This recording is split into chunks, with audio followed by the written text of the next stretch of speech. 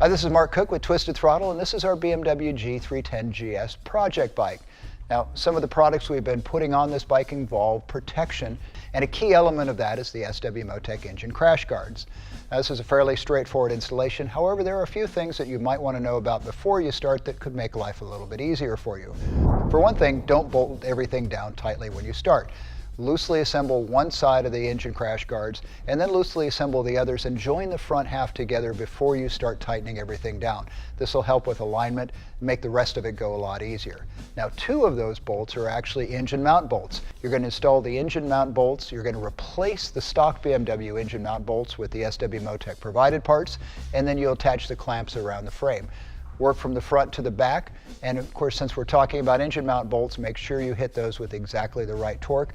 That value is in the information manual to help you out. And that's it. It's a fairly straightforward installation. Makes life a lot easier in case you happen to drop the bike out on the trail. If you want to see the rest of the stuff we've done to this motorcycle, check out the other videos in this series, and thanks for watching.